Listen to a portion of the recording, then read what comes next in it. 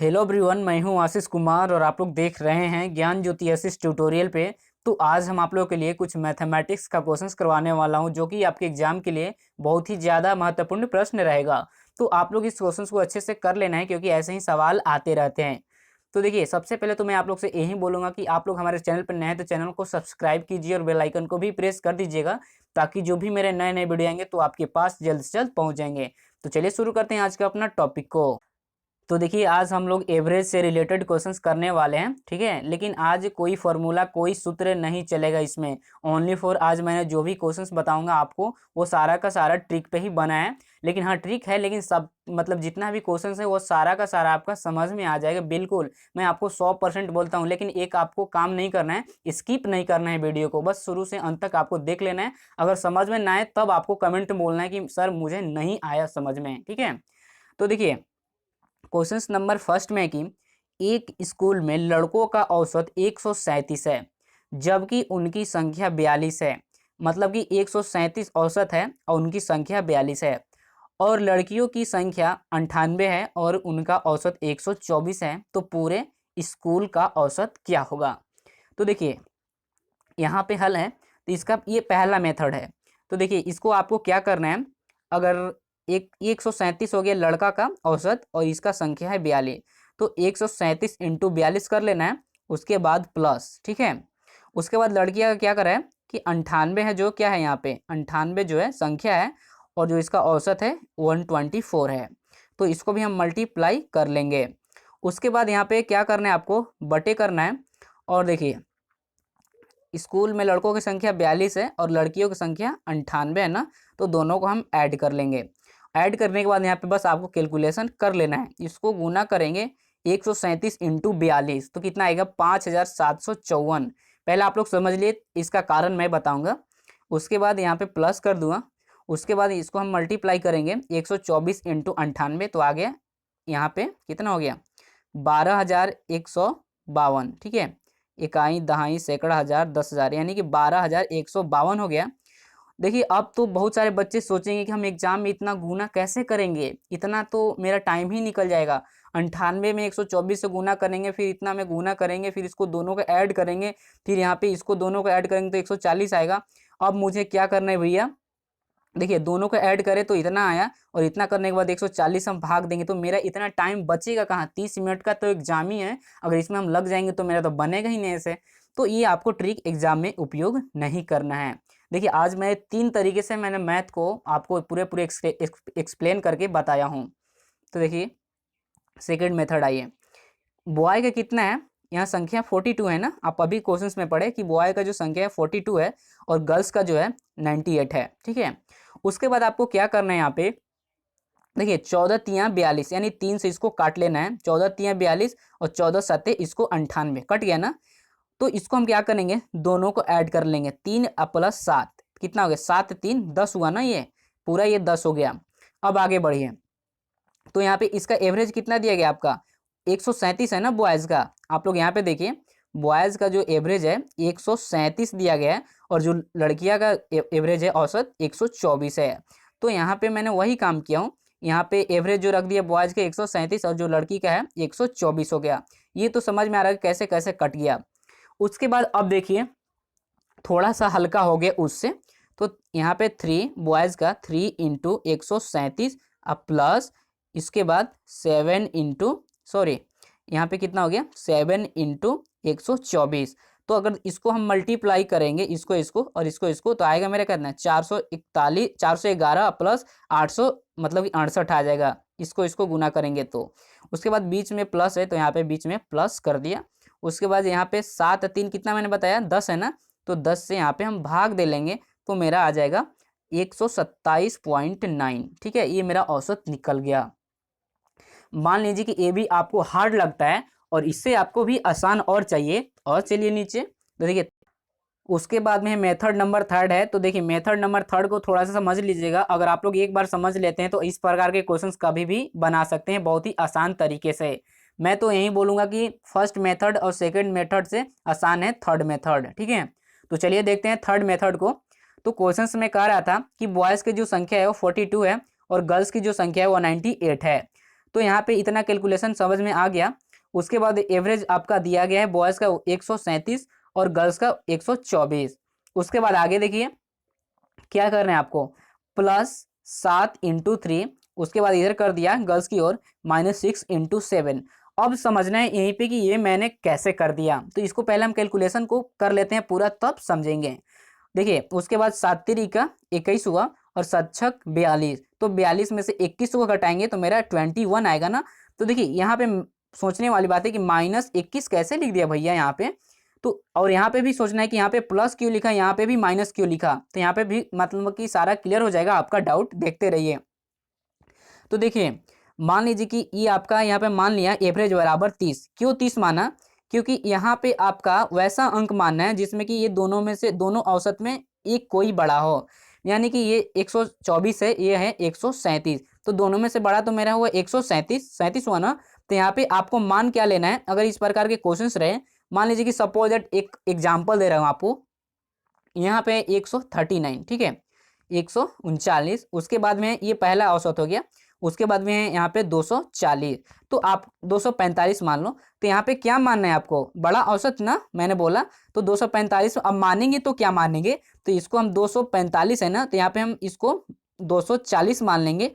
अगर ये बड़ा रहता तो इसको हम मान लेंगे 130 मान लेते हैं, ठीक है।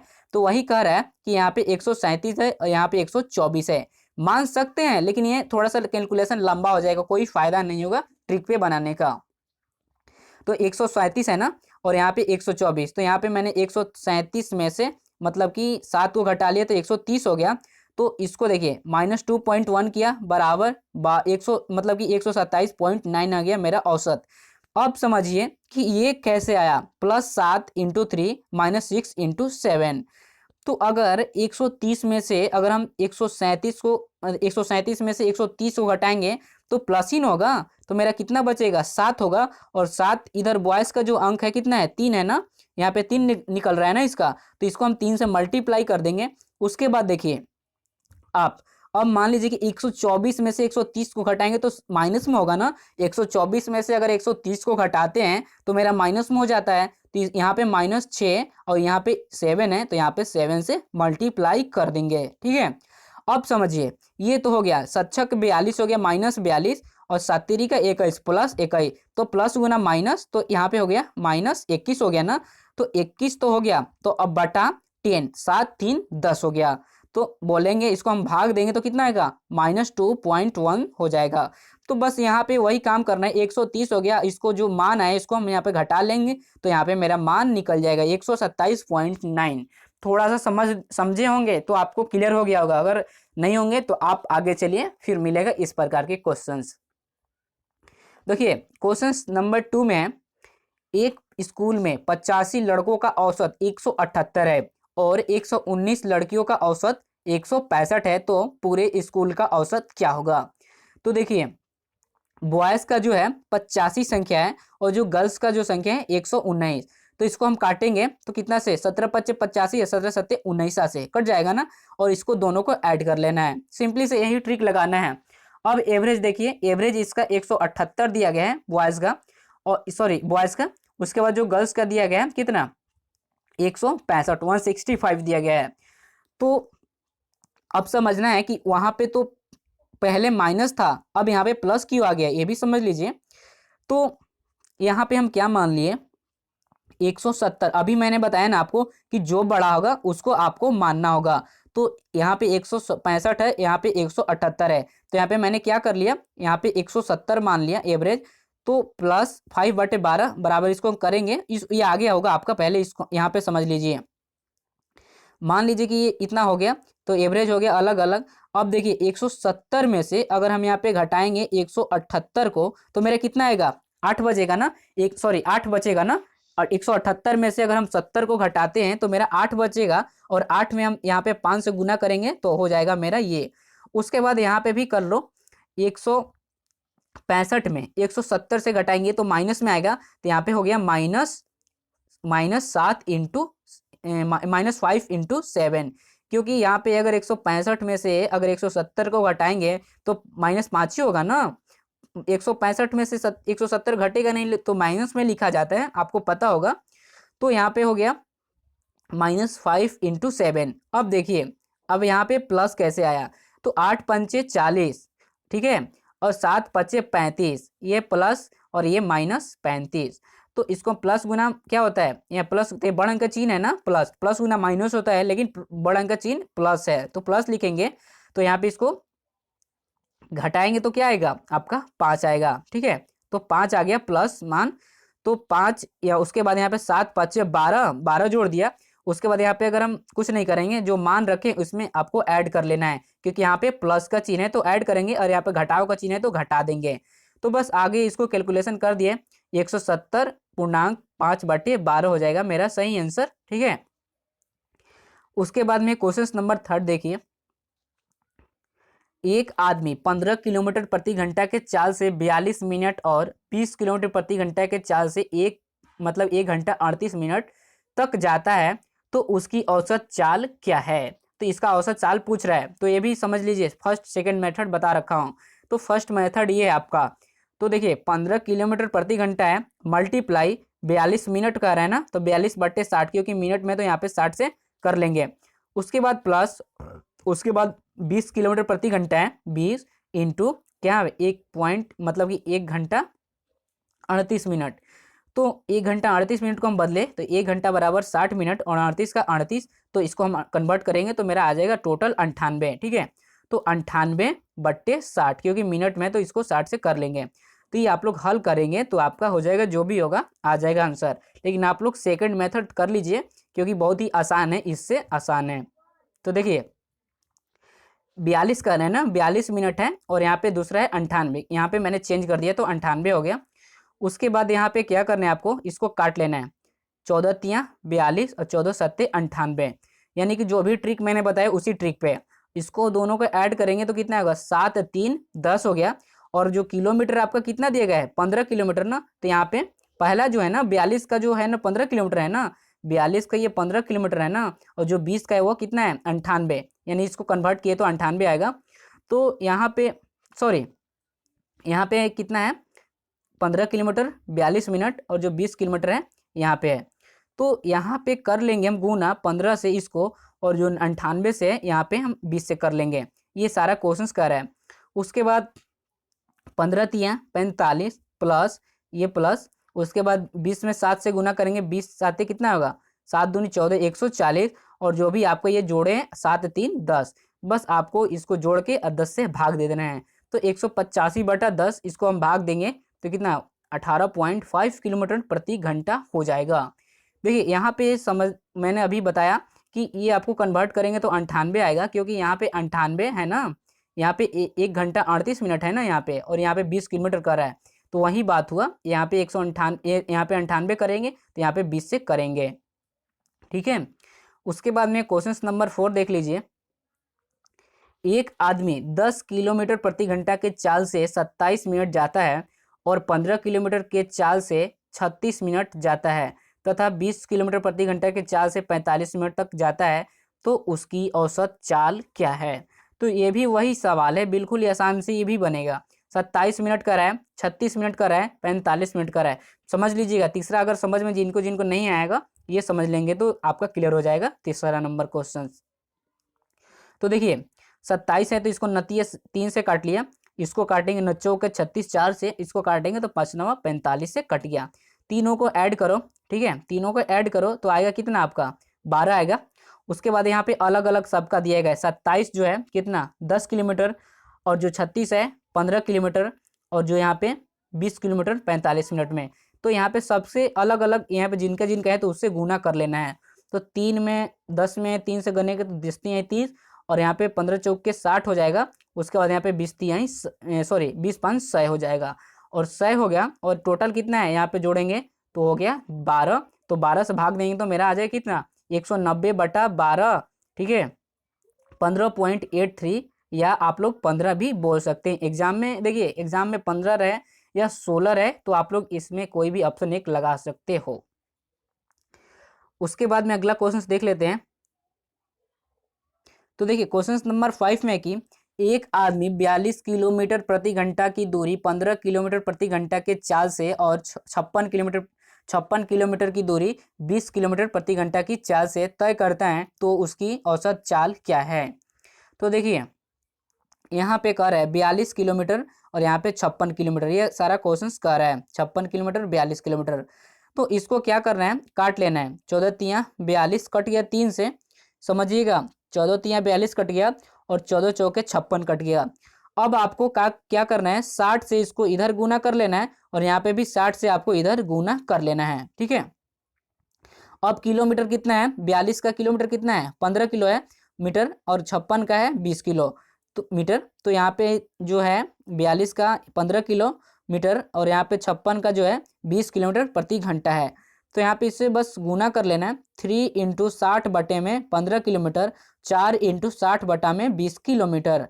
तो इसको देखिए 15 चौके 60 हो गया 4, उसके बाद यहाँ पे काटेंगे 20 तिहाई 60, तो देखिए 4 तिहाई 12 और 4 तिहाई 12, तो 12 प्लस 12 कर दिया, यहाँ पे दोनों का मान निकल गया।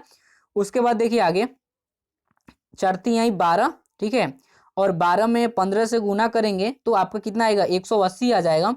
उसके बाद आपको क्या करना है, 4 तिहाई 12, अब 12 में और 20 से गुना करेंगे तो आपका आएगा 240।